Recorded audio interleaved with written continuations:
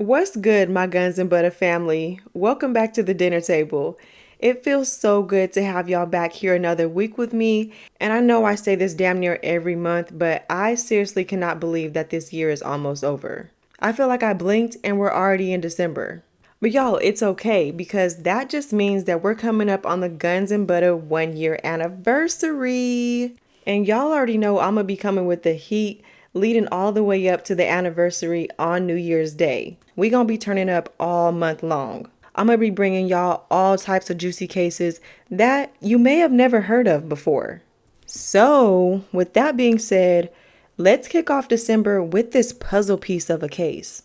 Now, it does involve a lot of moving pieces, but don't worry about that, cousins. If you follow along with me, I'm gonna make sure I give you all the details that go into this crime spree that went on for about a year between 2008 and 2009, and it took place in Prince George's County, Maryland. So, to kick off our very first December case, grab yourself a glass of hot cocoa, pop some popcorn, and let's dive in. That's what it's all about. Guns and butter, baby.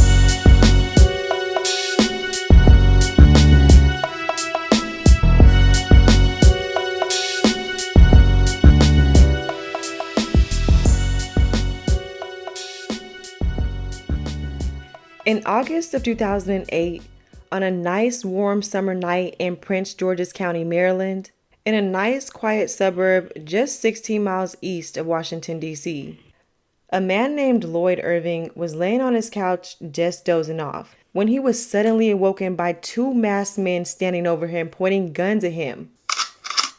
One of the men says, "You're getting robbed, don't move."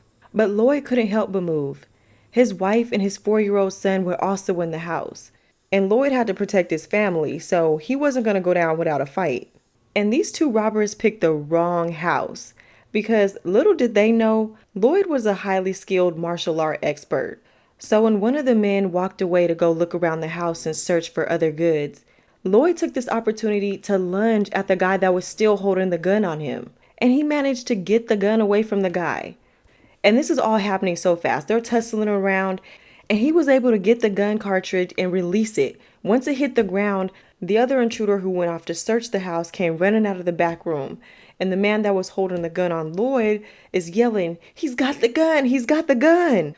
But by the time Lloyd picked the gun up off the floor and reloaded it, the two men were already running out the door. A month later, on September 23rd, 2008, again, it's two masked men. They break out the sliding glass door, invading a home in Upper Marlboro, Maryland. Once inside, one of the men grabbed the woman living there and dragged her down the stairs into the living room, where the other man was holding her husband at gunpoint. After snatching the couple's ATM cards, one of the men then leaves the home to go withdraw money from their accounts at a nearby ATM machine. But the other intruder stayed back at the house with the couple to make sure that the pins they gave them for the debit cards were good. When the other burglar returned with the cash, they both stole the couple's 2007 Cadillac Escalade and dipped out. These home invasions would only be two of 24 home invasions slash burglaries that suddenly began happening in Prince George's County, Maryland. And all of the burglaries were pretty similar. They involved two men wearing masks, and they surprisingly never left any evidence behind. So authorities had no leads and no suspects on who was terrorizing the community. So about 5 months after the burglary on Floyd's home, on January 26, 2009, at 2 o'clock a.m., Prince George's County 911 received a phone call for help in Upper Marlboro. And the call was coming from a home on the 10800 block of South Hall Drive in Largo. Prince George's County 911 Center, what is your emergency? Ma'am, I've been shot. Me and my mother have been shot. I'm bleeding to death. Will you slow down? What's the address? This caller was 16-year-old Carissa Lofton, and she was fighting for her life, trying to tell the dispatcher that she and her 45-year-old mother, Karen Lofton, had been shot. Now, although officers did respond fairly quickly, unfortunately, they were too late. When they arrived to the Loftons' home, they find no signs of forced entry. So moving around to the side of the house, one of the cops finds a window that was closed but unlocked. So he climbs in the window, entering the home, and then walks around to unlock the door for the rest of the police. Walking through the home, they quickly locate 16-year-old Carissa and her mom, both deceased. They had both been shot execution style in the head. Karen was found crouched in the corner of her bedroom in a defensive position, and Carissa was found in her bed, laying under the covers. Now, being that the front door was still locked and deadbolted, the initial thought was that whoever did this most likely came in through the unlocked window. But whoever came in through the window, or however they came in, caused for the alarm to go off. But only a few moments later, it was disalarmed by someone entering in the alarm code. Now, some investigators thought that these murders might be related to the string of home invasions that had been happening in the neighborhood. But in this case, it didn't seem like anything was taken from the home. Karen's car was still parked in the driveway. All of their valuables were still there. Nothing was ransacked. Everything still looked like it was all there. And the only evidence that seemed to be left behind were the 6 shell casings from a Glock 17 that was used to kill Karen and Carissa. And detectives also make note that a neighbor saw a dark blue sedan parked about 2 houses down from the Loftons' home. But that's all they really had to go off of right now. So with no leads to go off of and no suspects on these home invasions and burglaries and now these 2 murders, detectives want to take a closer look into the personal lives of Carissa and Karen. They want to see if there's any exes or spouses or anything that points them in the direction of who killed them. But like I said, Karen Lofton was a 45-year-old woman. She and her ex-husband Kirk Sr. had long since divorced, but they did share 3 kids together: Kirk Jr., Keon, and 16-year-old Carissa. And since their divorce, Kirk Sr. had moved away to Atlanta, which was about 10 hours away. And Carissa was pretty much the only child that was really still needing to be cared for because she was only 16. The other 2 were a little bit older than her. But Karen worked as a registered nurse, and she was said to be one of the most kindest and most gentlest nurses in Prince George's County. And she loved her 3 kids. She was a devoted mother who would do anything for her kids. And she worked extremely hard to make sure that they never had any lack in their lives. But her baby girl, 16-year-old Carissa, was the youngest and the only girl out of her 3 children. Her dad, Kirk, said that she was a fighter. When she was really young, she had to have open heart surgery. And according to him, she was resilient. She bounced back and came back even stronger after the surgery. And moving on to her teenage years, she was a pretty typical teenage girl. And while still trying to find herself, she developed a passion for modeling and for fashion. So at the time of the murders, Karen's 20-year-old son Keon also lived in the home with them.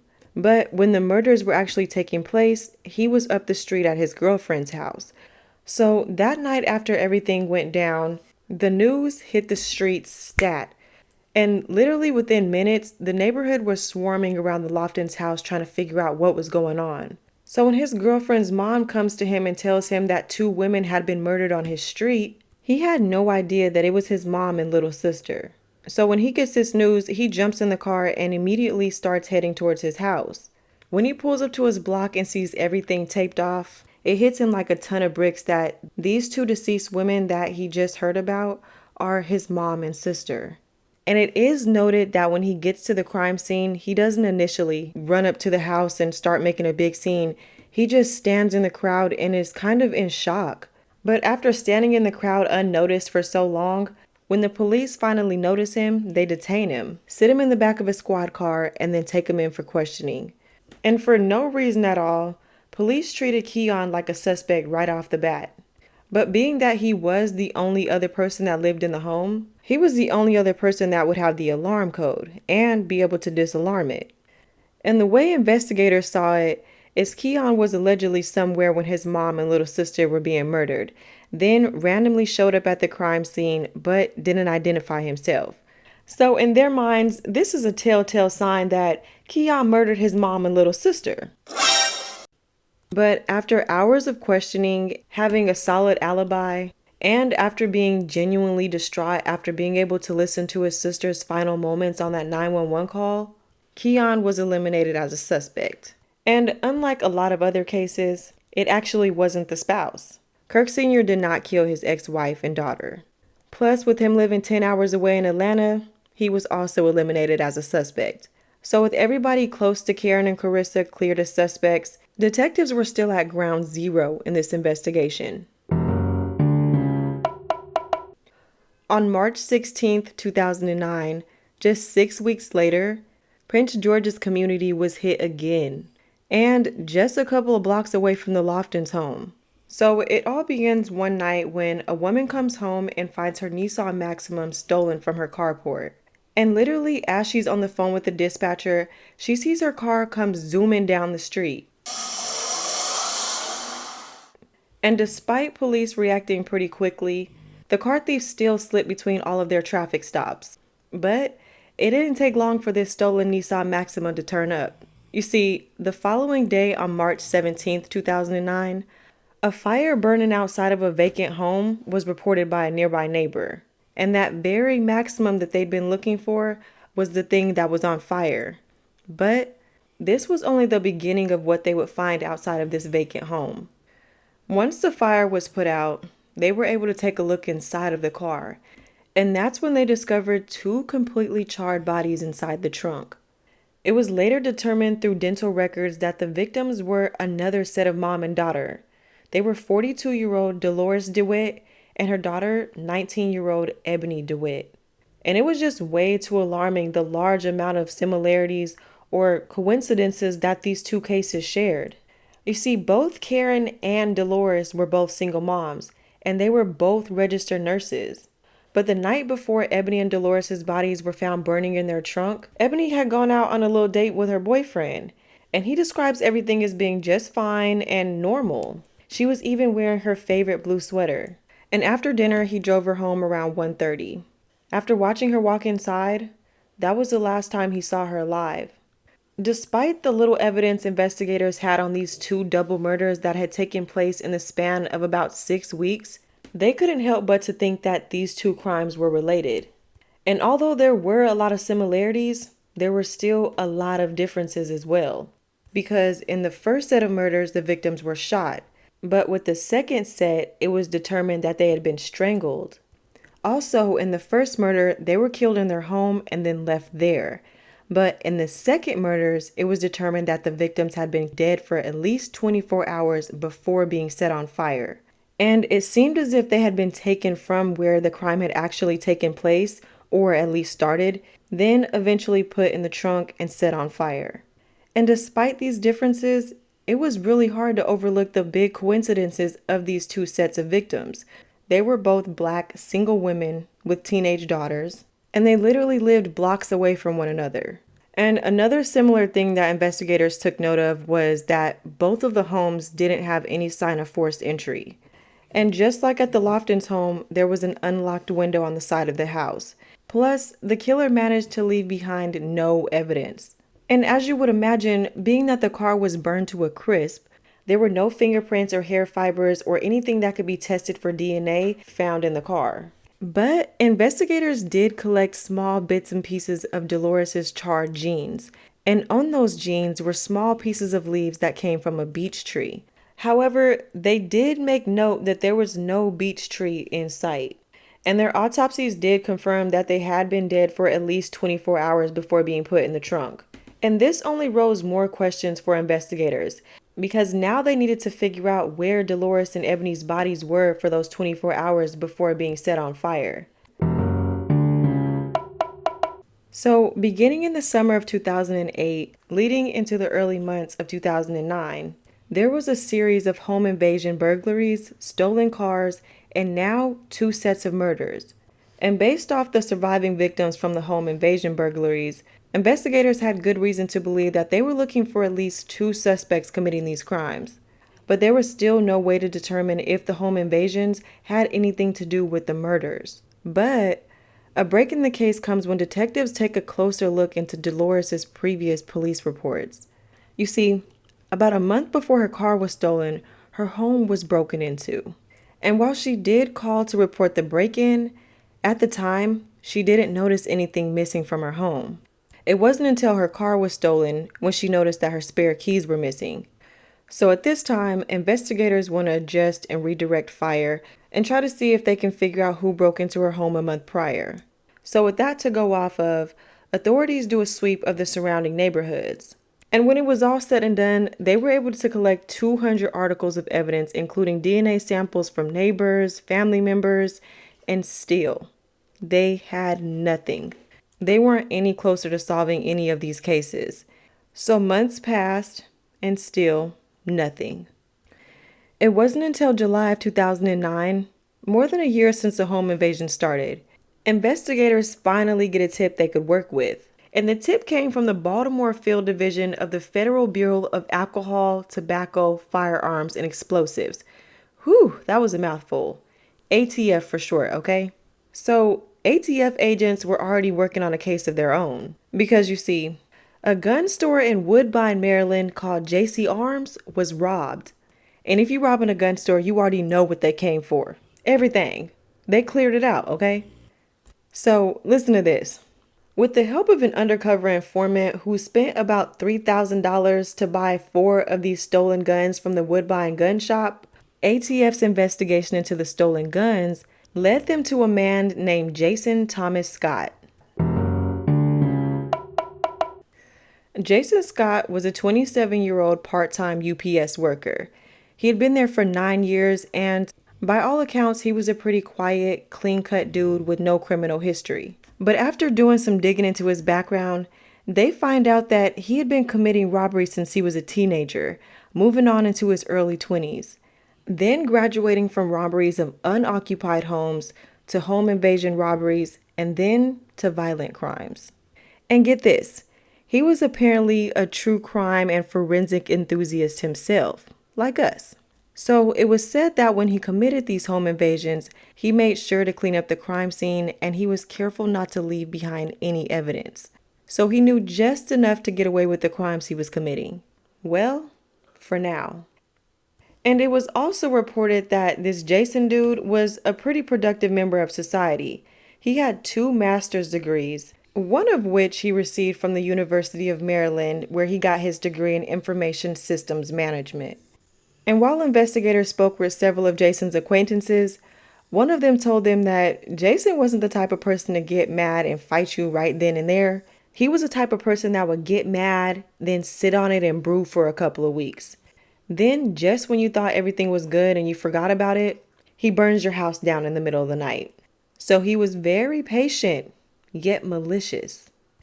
So after being arrested for the gunshot robbery and initially being charged with selling 14 stolen guns, including pistols, assault weapons, silencers, and machine guns, investigators go on to describe what it was like being in the room with him while questioning him. And shockingly, they describe him as being very soft-spoken. They even call this man a pipsqueak. They said that he wouldn't even speak up in a normal tone of voice, like he whispered when he spoke. And it seemed like he was doing his absolute best to come across as meek and as weak as possible. And because he was coming off so meek and so quiet, so soft-spoken, detectives were actually starting to question their informant. Like, is this the right dude? You sure this is the man that sold you the stolen guns? Like, he was intelligent, had 2 master's degrees, was well-liked and well-respected, and he had a job. He was a little UPS worker. So they're like, I don't know, maybe this isn't the guy. But nonetheless, he was still taken into custody for the stolen weapon charges. But along with Jason Scott, he was also arrested with an accomplice, a man named Marcus Hunter. And just like Jason, he had no criminal history either. However, after questioning both suspects, the ATF agents get this weird gut feeling, so they just move on a whim. And this weird gut feeling that they were getting was that at least one of these dudes had something to do with the string of burglaries that was going on in Prince George's community. And like I said, this was just a whim. This was just moving on a hunch. They just went with the flow. So after talking to Jason, although this is a bit of a coincidence because it turned out Jason lived only 2 blocks away from Dolores and Ebony. But like I said, this was all a huge coincidence. But the federal agents felt like he knew something about the break-ins, so they passed the information along to the county authorities. Now, although the agents did believe Jason knew more about the break-ins, they were only there working the stolen weapons case. And after talking to him for not long at all, the agents figured, hey, he seems like the type of dude that would throw anybody under the bus if it came to saving his own ass. So they're like, okay, maybe if we strike up this once in a lifetime offer, he'll start talking. Now, this deal they offered him was called a proffer interview, and some would actually call this the king for a day deal. And this deal is actually very interesting because it's a deal between the prosecutor and the suspect where the state promises that whatever is said during this interview won't be used against you in court. So they offered him immunity in certain aspects, but this deal had loopholes that they could possibly use in their favor in order to get more information about his criminal activity and, of course, get a conviction. So at first they thought they were going to get him talking and he was going to offer up more information about arms dealers or information that was within their jurisdiction, like narcotics, alcohol, firearms, things like that. Okay, so with this proffer interview or this king for a day deal, there's a couple of loopholes, right? So he's probably sitting in this interrogation room thinking that he's about to dish out all of this juicy information about these crimes he's done, and he's under his blanket of immunity, so nothing's going to happen. And that's somewhat correct. To a certain extent, though. They could use bits of information that he gave them, and they could run with it. The only thing the prosecution couldn't do was use his own statements against him. But if they could prove a case without his statements, they were absolutely going to prosecute him for it. Because there's nothing in the deal that says that they can't use other evidence against you. So the way he sees it is he's going to confess and he's going to get away with everything because of this deal. When in actuality, anything the suspect says, whether it's a confession or not, can be useful in triggering new leads that might be useful in other cases. So to sum it up, he can't be charged for anything he confesses to during the interview, but he could still be charged for other crimes due to new evidence or, big or, if implicated by an accomplice. So the deal was set, and arrangements were made for Jason and his lawyer to meet with ATF agents. And like I said, they thought they were going to be getting intel about other gun cases. So when they sit down with Buddy, he has 3 pieces of paper laid out on the table in front of him. And when they glance down at the papers, there's more than 3 dozen addresses listed on them. And they're like, okay, what are we doing with all these addresses?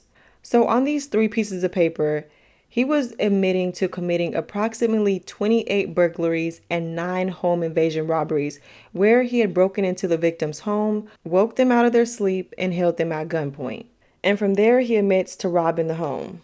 And at this point, the ATF agents started to feel like, oh, okay, well, these home invasion cases might be a bit bigger than the stolen weapons case.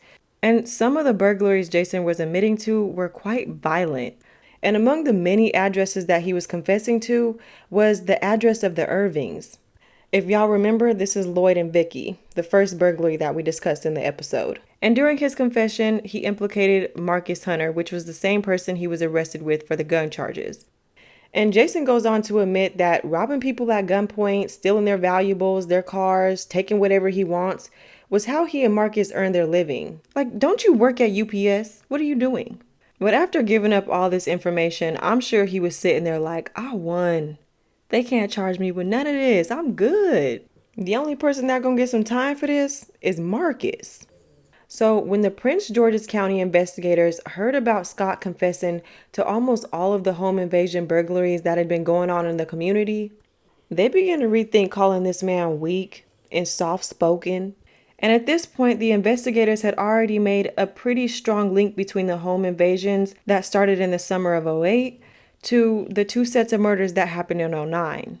But there was still no definite evidence to connect anybody to these murders.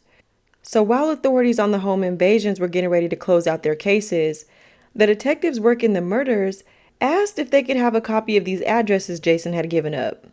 So after looking at these addresses, not only did he give up nearly 40 addresses of homes he confessed to breaking into, but he also unknowingly gave the homicide investigators a very good lead to work with. Now, keep in mind, all the addresses he gave up were in pretty close proximity to one another. But the investigators were looking for something more specific to map out Jason and Marcus's crime spree. Now, the home invasions they had, or at least Jason had confessed to. What they were really hoping for was the link between Dolores and Ebony's home where the Nissan was stolen so that they can close the gap between the home invasions and the murders. But of all the addresses he listed to have burglarized, the DeWitt's home was not on that list. Even though their home was literally right in the middle of all the home invasion addresses that he had given up, he still left their home off the list. Coincidence? Hell nah. He knew what he was doing. He listed all the burglarized homes, but he left off the 2 homes where he had murdered people. So, if the investigators were correct in their thinking that the home invasions had anything to do with the murders, then they were possibly looking at a burglar who was getting very comfortable breaking into people's homes, and that was potentially practice for more escalating crimes that he eventually went on to commit.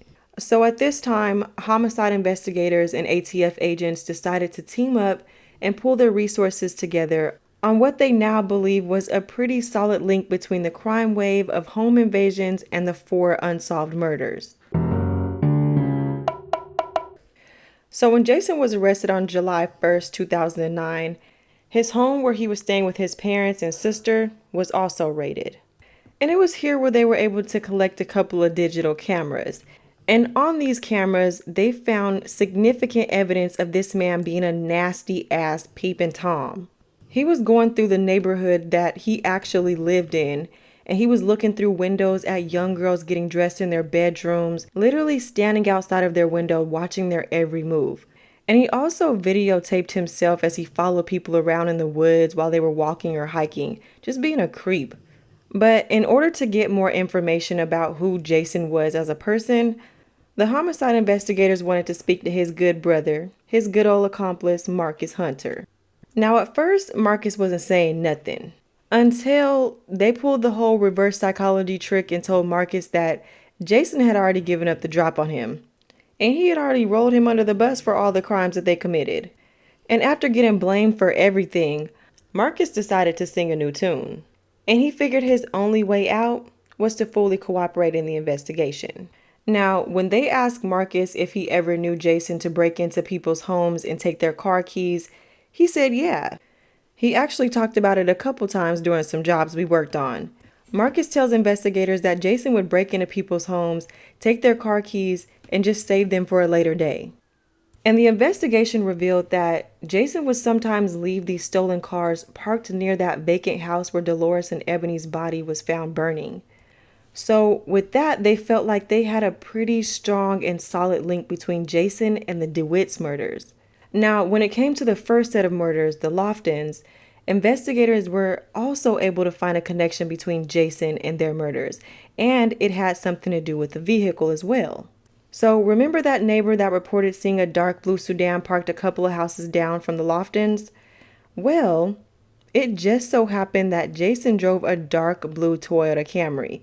And in addition to that, along with the videos he made, there was also one video of him where he was setting up his camera to watch a young girl through her window. And as he was setting up the camera, it catches a glimpse of his face. And even though he was fully covered up in all of his burglary fatigue, you could definitely still tell it was him because he had pretty distinctive features, like his eyes were big and brown and he had long eyelashes.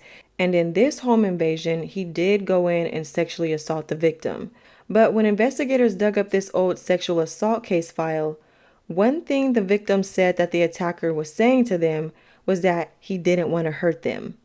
And although this was a lot of useful information on this creepy ass man, it wasn't enough evidence to get an arrest warrant for murder. All they currently had was circumstantial evidence. But investigators get another break in the case during their interview with Marcus. So while they're speaking with him, he mentions something that he and Marcus call the spooky or the haunted house. And he says this spooky house is an abandoned house where he and Jason meet up after their burglaries in order to split their earnings. So investigators are like, spooky house, huh? Okay, so at this time, they use that information and circle back. And if y'all remember, investigators were desperately trying to figure out where Dolores and Ebony's bodies were in that 24 hours before they were found. So they get to thinking and they're like, maybe this so-called haunted house that Marcus mentioned is where Jason took the bodies and burned them. So the homicide investigators set out to see if they can figure out where this haunted house is. Because if they go to the haunted house and they just so happen to find evidence to use against Jason on these murders, let's never forget the loopholes in this plea deal. If they find new evidence, they can use that against him. They just can't use anything that he says against him. And they're getting statements from his accomplice. And of course, they did eventually find this spooky house. And the reason why it was called the spooky house was because it was built right at the end of a long driveway in the woods. So this house was in the perfect location for them to pull off all of their illegal dirt. And with that, a forensic crime scene analyst came to the property and conducted a thorough search. And one of the items recovered outside of the house were charred remnants of what appeared to be a blue sweater. And if y'all remember, Ebony's boyfriend said that the night they went out for their date, she was wearing her favorite blue sweater. And a little ways further up the path of this house, they find pieces of denim jeans. And upon the initial look, these bits of jeans look very similar to what was left of Dolores's jeans. And to add to that evidence, mixed up on the property, they find bunches of leaves on the ground. So they call in a tree expert. And the expert identifies these leaves as the same beech tree leaves that were found on Dolores's body. So now that investigators have an answer to where Dolores and Ebony's body were for those 24 hours between the time they were killed and when they were found, let's jump back over to Marcus real quick. So after talking to him, investigators confirmed that they were dealing with someone much more dangerous than who they initially thought they were. And Marcus also goes on to tell them that about a month before Dolores and Ebony were murdered, he and Jason had just robbed a house and they were making their way on foot through people's backyards when this weird-ass dude Jason abruptly stops in the middle of the DeWitt's backyard.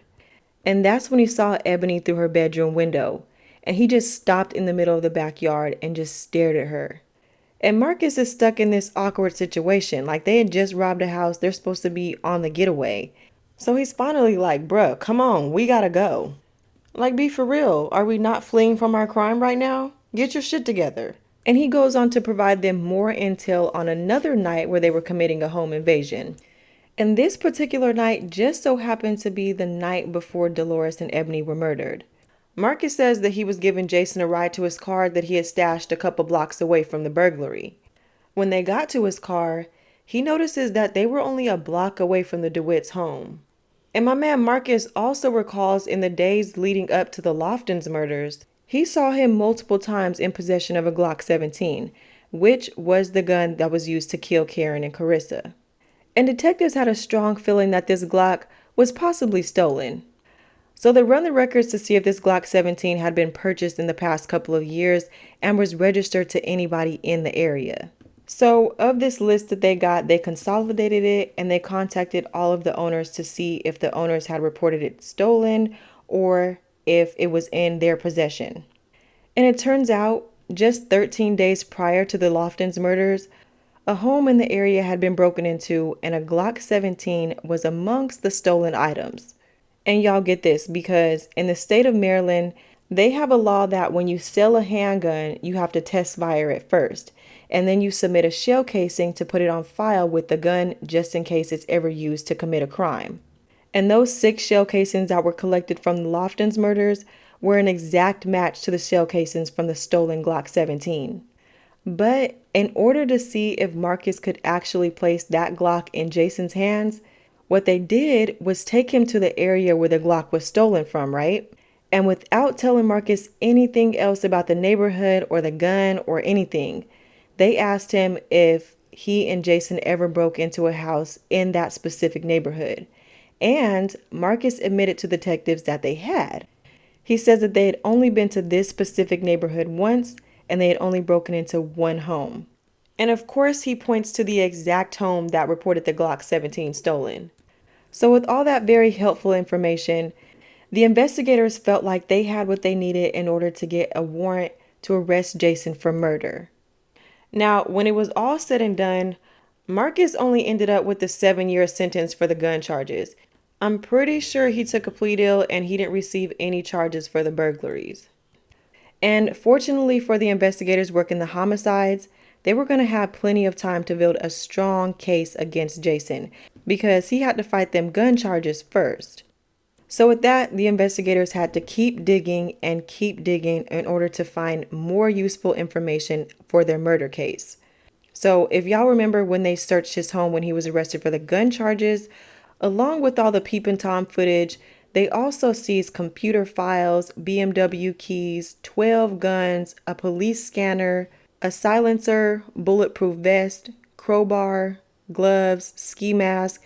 He was a real life criminal out here, okay? Some of these items had been identified to have been stolen during the break-ins. And along with all of these computer files, they find a flash drive. And on this flash drive, they find photos of a naked teenage girl with a pillowcase placed over her head. And they believe these photos are related to an assault that happened in Fort Washington on June 13th, 2009. So, according to trial testimony, Scott specifically targeted a 17-year-old minor.